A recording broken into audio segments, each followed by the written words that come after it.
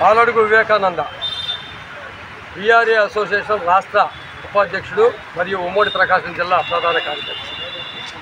ఈరోజు రాష్ట్ర కమిటీ రాష్ట్ర అధ్యక్షుడు అయినటువంటి పెద్దన్న గారు, రాష్ట్ర ప్రధాన కార్యదర్శి గణేష్ గారి నాయకత్వంలో ఈ విఆర్ఏ సంఘం 59/86 అనేటువంటి రిజిస్ట్రేషన్ తోటి కొనసాగుతూ ఉంది. ఈ సంఘం ఇండిపెండెంట్ సంఘంగా కొనసాగుతూ ఉంది.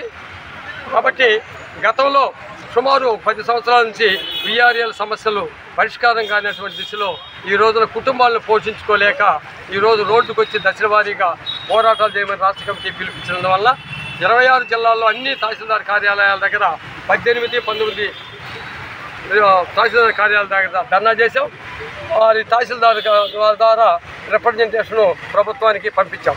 ఈ రోజున అన్ని ఆర్డీఓ కార్యాలయాల దగ్గర ధర్నాలు జరుగుతున్నాయి. అదేవిధంగా ఈ ఒంగోలు ఆర్డీఓ కార్యాలయం దగ్గర కూడా ధర్నా జరుగుతూ ఉన్న ప్రకాశం జిల్లాలో. అయితే రేపు 22వ తేదీన కలెక్టర్ కార్యాలయం దగ్గర ధర్నా ఉంది. అది కూడా కలెక్టర్ గారికి తెలియజేసిన తర్వాత మా సమస్యలు ప్రభుత్వం దృష్టికి తీసుకెళ్ళమని చెప్తా ఉన్నాం. ఏంటంటే గతంలో వచ్చినటువంటి ప్రభుత్వం 2014లో వచ్చినటువంటి ప్రభుత్వం మీ కోరికలు మేము తీరుస్తామని చెప్పి మా సమస్యలు 2017లో వేతనాలు పెంచింది. 500 రూపాయలు డిఏ కూడా ఇచ్చింది. అయితే ఇచ్చినటువంటి డిఏని జీవో రూపంలో సక్రమంగా అమలు చేయనందువల్ల మళ్ళా వచ్చినటువంటి ప్రభుత్వం వైసీపీ ప్రభుత్వం 13,000 నుంచి 15,000 రూపాయలు దుర్మార్గంగా రికవరీ పేరుతోటి ఒక్కొక్క విఆర్ఏ దగ్గర నుంచి రికవరీ చేసి విఆర్ఏల దగ్గర నుంచి రికవరీ చేయటం ఇది దుర్మార్గం అని చెప్పినప్పటికీ కూడా అప్పటి ప్రభుత్వం పెడచేవని పెట్టుకుంటాం. మేమేమో అడుగుతున్నాము, రాష్ట్రంలో వేతనాలు పెంచండి, మేము విఆర్ఏలుగా వెట్టి చాకరీ చేస్తున్నాం కాబట్టి వేతనాలు పెంచండి, పే స్కేల్ ఇవ్వండి. పక్క రాష్ట్రాల్లో పే స్కేల్ అమలు అవుతా ఉంది కాబట్టి అమలు చేయండి అని చెప్తా ఉన్నాం. ఇది కూడా చేయలేదు.